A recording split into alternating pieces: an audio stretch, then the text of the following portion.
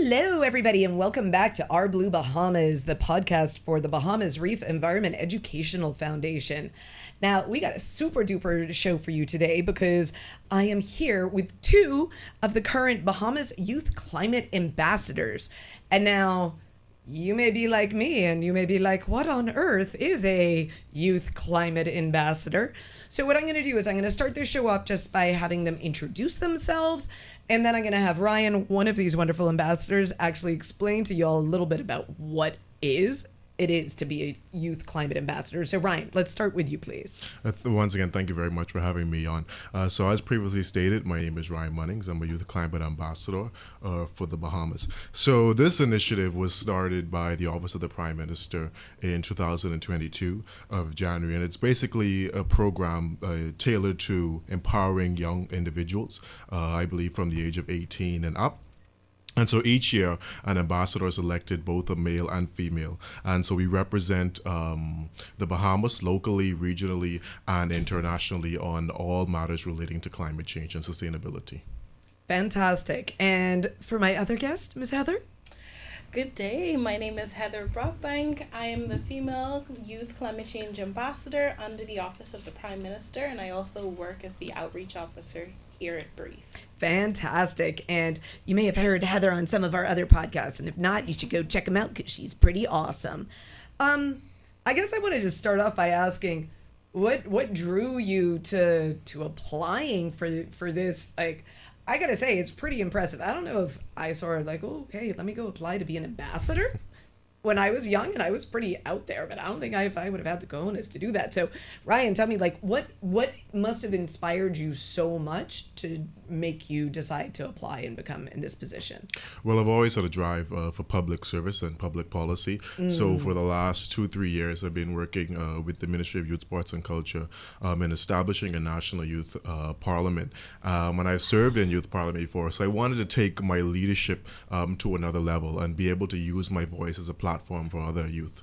Fantastic, and such a great opportunity then to merge that joy of being a part of public service with the environment. And Heather, for you? I've been actually working in the environmental sector, so a bit different from Ryan, for the past about 7 years now, since I was in high school. And I really obviously have a passion for conservation and protection of our environment, and that is backed by policies. So this program really inspired me because it gave me an opportunity to have my voice heard. Yeah. And the opportunity to have other youth voices heard. So, because you're essentially, as an ambassador, you're representing the youth of the Bahamas in this area, right? Yes, so it is their voices that you are bringing to the forefront. I love that. Okay, so why we need this? Why did OPM start this? We have challenges that we're facing. Like, what could possibly be the need for increased advocacy in this area? What are the environmental challenges you see we're facing, Heather? yeah, so first I want to note that youth have constantly been outspoken about the environmental issues that we're facing. So this program really provides a platform for their voices to be heard, and so that they feel like their opinions matter. And we've faced a lot of issues with intensifying hurricanes, especially in the past years. And this program really allows the youth to connect climate change and some of these stronger storm events that we're experiencing, additionally flooding, as well as those who work in the water, the reduction in fisheries, and then coral bleaching, and all of these climate-related issues that we're facing here in the Bahamas, and really bringing that to light. And then those who have an opinion on it or who are passionate about it, like us, can really speak out and really educate others on some of the issues that we're facing right here in the Bahamas. And Ryan, how do you, and Heather, what are you doing to raise awareness? Because I sometimes feel like I'm in a little bubble for a couple of weeks, right? And I'm talking to like-minded people because I'll talk to Heather, and then I'll talk to somebody from BNT, and I'm talking to somebody in Abaco, and everybody's in this loop. They all know what the issues are. And then I'll go somewhere else and I'll talk to people, and they'll be like, what are you talking about?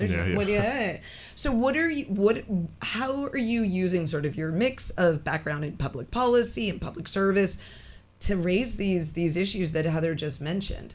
Well, one of our main focuses is engagement and education. So whether that's from going into the schools or having community town halls or basically using social media as a platform to educate and post relevant and factual information with regards to climate change. One of the most important thing is we have to make people aware of what is going on before we can continue to advocate it. So people can't just start, advocating for climate change. We have to make it aware what climate change is about and what we can do to solve it. And where would you feel sort of, because we can do that in the practice, preaching to the choir concept, but there, as I mentioned, I feel like there's communities or segments of society where there's less information. Are you able to identify those areas and sort of, if you identify it's the 45 to 50, I'm using that example, that might be my age range, but like, are there age ranges that you talk to that are beyond the youth, or is really your focus on working with maybe youth, but then within areas that they just might not have had as much access to information? Well, I know as a youth climate ambassador, we're targeting the youth, but my main focus is just to bring climate change awareness to everybody, anyone who will listen. I always find that Bahamians don't want to support an idea unless they know how it affects them individually. Yep. And so it's basically going to each and anyone who would be able to listen and say, hey, this is the issue that we're facing today and how best we can assist in it. And do you advocate on behalf of the youth for our policy leaders, our sort of those who are in, whether it's political office or are heads of important agencies that impact the environment? Would you do any of that, like taking the voice of youth? It doesn't even have to be within government, Chamber of Commerce, whatever it happens to be, but those types of groups, are you able to say, look, we are representing the youth of the Bahamas and these are the things we feel are important? Yeah. So as a youth climate ambassador, we have different opportunities to travel regionally and internationally. And so as an ambassador, we speak for the youth of the nation.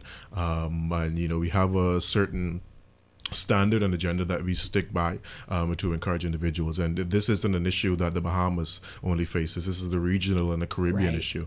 So we're just following suit. Wonderful. I guess let me ask, Heather, has there been a project or initiative through this ambassador program that you've been proud of, sort of, or one of, I'm sure there's lots, so let me change that. What's an initiative that you've been a part of that you're most proud of? Well, from my experience, I was on the previous committee with the previous ambassadors, so I got that experience going into schools and speaking and educating persons about climate education and climate awareness and the SDGs and how they affect them, even into organizations like the Bahamas Contractors Organization.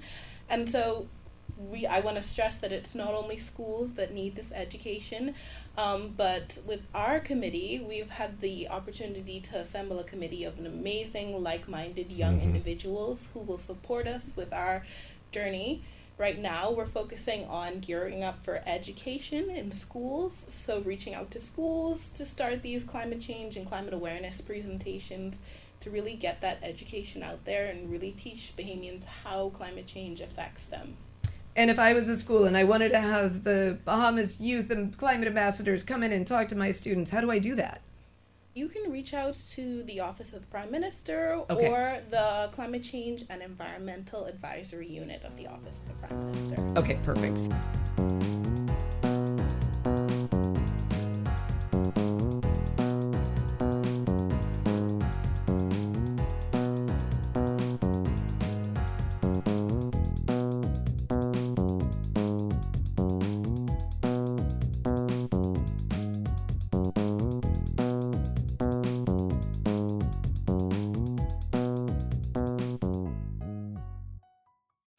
Ladies and gentlemen, let's get ready to rumble!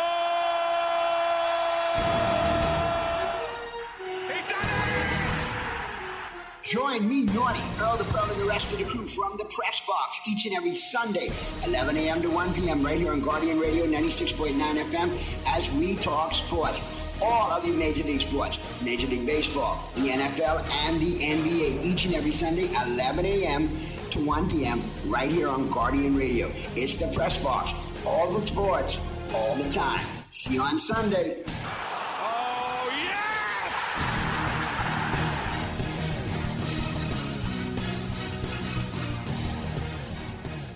Join me, landlord, along with Mike D, for the entertaining and ministering program, Caribbean and Urban American Gospel Hits. It's the great hits from the Caribbean and the great hits from all across urban America. You will hear great music and more, including interviews with popular artists from America. Hi, this is Richard Smallwood. Listen, I love conch salad, landlord. It's one of my favorite things, conch fritters. Hi, this is Carvin Winans of Three Winans Brothers. Hey guys, this is Casey J. Hey, what's up, everybody? It's your boy, Jonathan McReynolds. Hello, everybody. I'm Pastor Shirley Caesar. I want the world to know, Mike D and Landlord, that we matter, that our children matter. This is Mike D. And yours truly, Landlord. Get ready for Caribbean and Urban American Gospel Hits. Sundays here on Guardian Radio. Caribbean and Urban American Gospel Hits, Sundays at 1:30 p.m. here on Guardian Radio 96.9. Join me, Alexis Burrows, for Vital Voices, the weekly radio show and podcast tackling the nation's most pressing health and wellness topics. From healthcare equity to proactive wellness, Vital Voices empowers you with tools and knowledge to improve your life and community. Tune in on Guardian Radio and catch full episodes on YouTube every Monday. Don't miss these crucial conversations with experts, providers, and industry leaders, because your health matters. Vital Voices, Sundays at 2 p.m. on Guardian Radio 96.9. Sisters in Christ, we're building an engaging, spiritually enriching community. We want to encourage women of faith, primarily Christians, to seek spiritual growth and encouragement from a practical discussion of God's Word. Women from diverse backgrounds and experiences will share their faith journeys. Mothers, career women, single women, young adults, and church leaders will be part of in-person discussions. Tune in to Sisters in Christ, Sundays at 3 p.m. on Guardian Radio 96.9.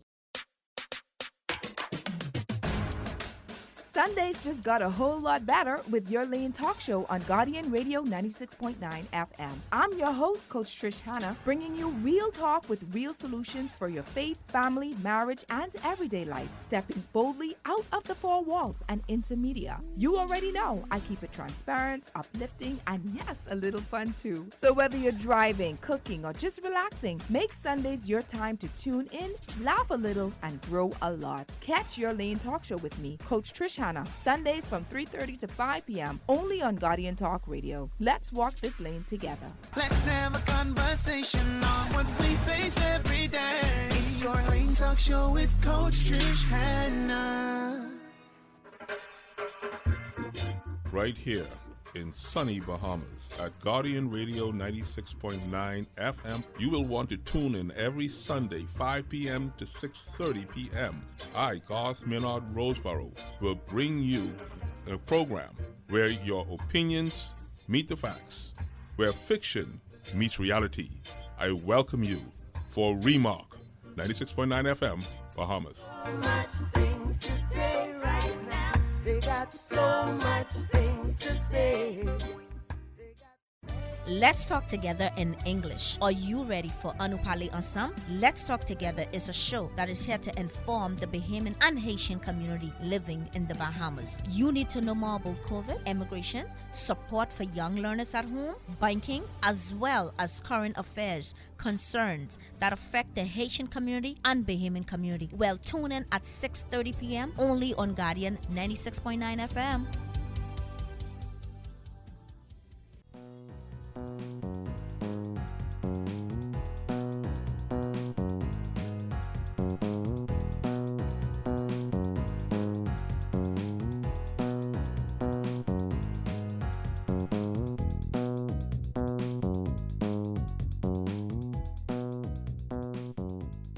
So it's one thing to say that you're going in and you're raising awareness and all of that. You think it's going to do anything? Are the other young Bahamians out there actually going to do anything that's going to impact these issues of climate change? From what I've experienced being in schools, I see that there is a passion building up within students. With the media nowadays, we're more aware of things that are going on around us and more aware of climate issues or things like recycling initiatives or saving water or saving energy, solar energy, things like that. And it really connects the dots back to some of the issues that we're facing in our environment as to why we need to pivot or adapt to some of the situations that we experience. Even young Bahamians who've been displaced by climate events such as hurricanes are really understanding that climate change does affect us firsthand and something needs to be done about it. Yep.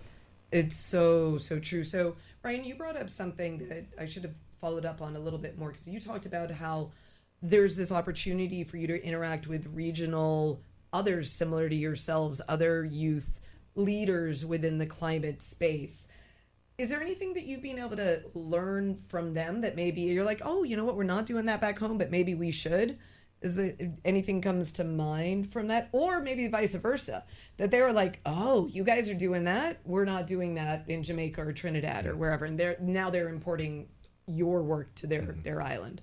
Yeah, so like I would have previously stated, this isn't an issue that just the Bahamas face. This is a regional and international issue. I was so happy to see at the Bahamas Youth Climate Change Conference in 2025 of this year, there were so many young individuals from private and the public sector schools who came out to support. We had youth climate ambassadors from different countries, more specifically Trinidad and Tobago. So, whether it's the mangrove restoration in Jamaica, or if it's the climate smart change in Belize, these are issues that we all face. And so I was able to learn and gather, what are you doing in your country, and are we doing the same thing, or what can we also implement, because we're all stronger when we work together. In talking about being stronger when we work together, you talked about your committee, which is great.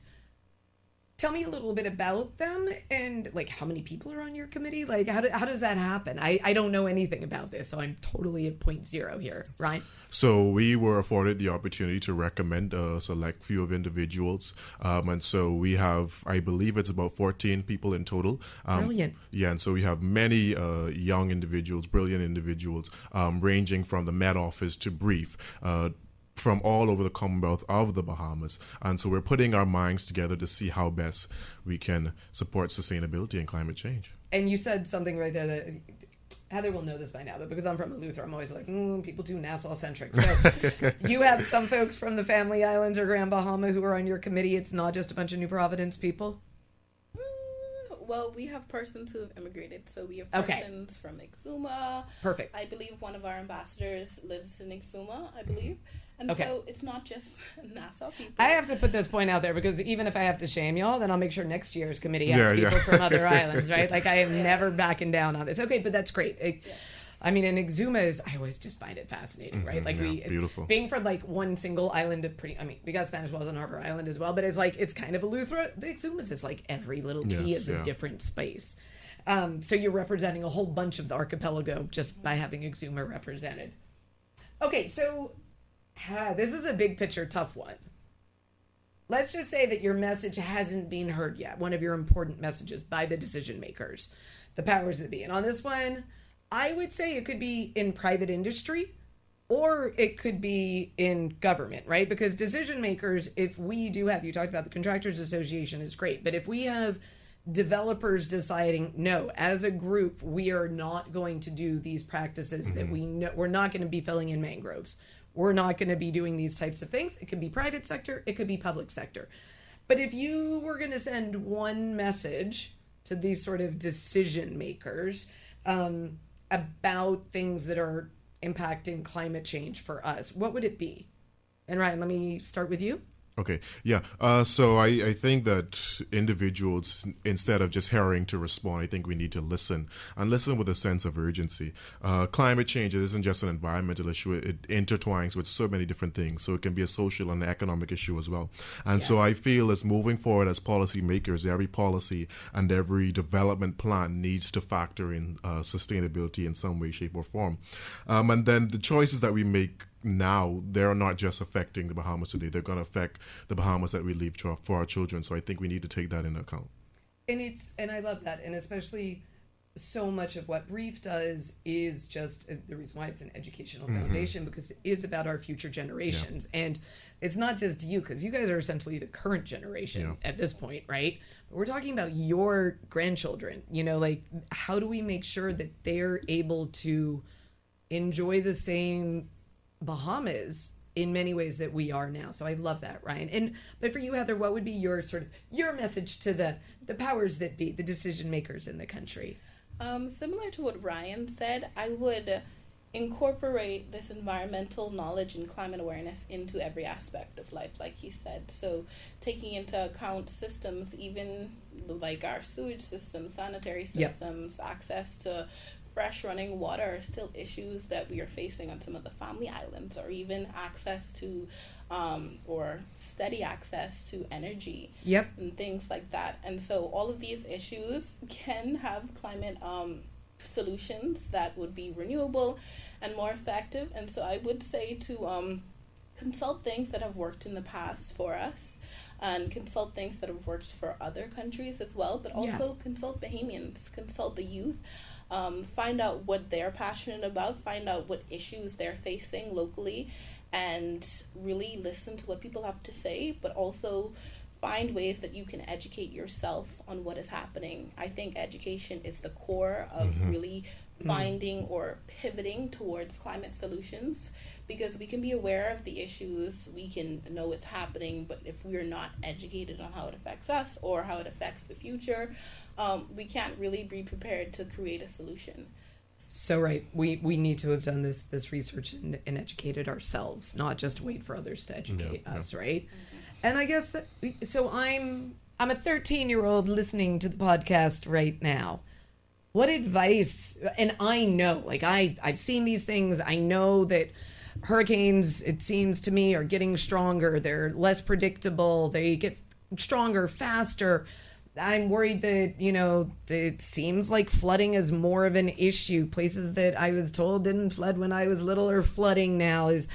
What do you tell me? Like, what do you recommend to me if I want to be involved in climate change action over the next few years of my teenage life? Any sort of thoughts for them? Ryan, let me ask you. Well, I'll start with two things. I think, firstly, you should educate yourself. I always say that you should know exactly what you're talking about. You want to jump up on a stage or speak to your friends about climate change, and then you're not fully aware. Knowledge is power. Once you have knowledge and effectively use it, nobody can take that away from you. Yeah. And then the second thing I will say is to start and then be consistent with it. Whether it's, stopping the use of littering or encouraging individuals to use plastic less. And you have to stay consistent with that pattern. You don't just want to say, okay, I'm going to do it for January and then I'll, wait until December to say something else. You have to stay consistent, because when people see that you're consistent and serious about the issue, they'll, take you more seriously. And follow your example, right? Yeah, because you've shown that it is doable as well. Yes. And Heather, what about you? What other advice would you give to a young Bahamian? So not just you're young, but young. I'm going to speak towards those Family Island students. Oh, see, I love this. I'm just trying to get on my good side now. I'm a fellow Family Island student from Grand Bahama. Yeah. And you often see the climate awareness and action happening in New Providence, and you might feel discouraged that maybe your opinion is not valid, or you have no say in really this realm that is very unfamiliar to you. I'd say reach out to organizations, local nonprofits, or even nonprofits in New Providence, and ask them how you can get involved. I started out personally by writing a letter to the editors for the newspaper. Love it. And really just having your opinion out there to either feel like you're not alone in the opinion, or garner support, or really drive this conversation in your community, because keeping your thoughts to yourself is not going to get you anywhere. Right. And so apply to programs, like Ryan said, educate yourself, and then reach out to persons who are working in these sectors and consult with them. Just have a conversation, talk, ask them how they get started, and then start with programs, through different programs, working with Waterkeepers Bahamas, Save the Bays, or even Brief. I really found my passion for environmental education, and for you that could look like water sewage treatment, or marine biology, or marine architecture, civil engineering, things like that, that aren't directly in the ocean or in a climate change position, but are affecting the environment in a positive way. I love that. And some of this is touching on, I can't believe like half an hour has just spun by, but we're wrapping up, and you both brought in some tangible things speaking to the youth. I want flip your hats a little bit now. This is speaking as the voice of youth, maybe to older Bahamians. Not the ones in power. This is like your mummy or your auntie or, whoever it may be. What would be the one thing or two things that you think are simple, practical ways that they can help create a healthier, more resilient Bahamas, and at the same time probably bring a little positivity into their own lives? Like, feel like I am doing something. Like, if you had one or two tips, Ryan, let me start with you again. So like I would say, it doesn't matter how small that you start. So it all intertwines, and it's building for a collective and greater effort. So whether it's ensuring that you don't use as much plastic, whether it's ensuring that you properly dispose of waste. I drive along the airport road, and there are mangroves in that area, and you see all kind of trash, and it's so disgusting. And so I think we should take a look at different countries like Japan. And so they conserve their garbage and they save it until they can find a bin.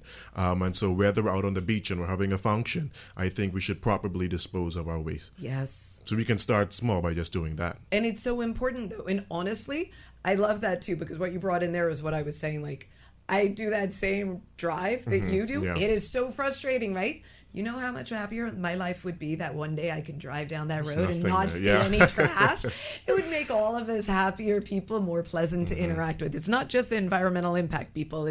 These are wide-ranging consequences of treating our Bahamas better.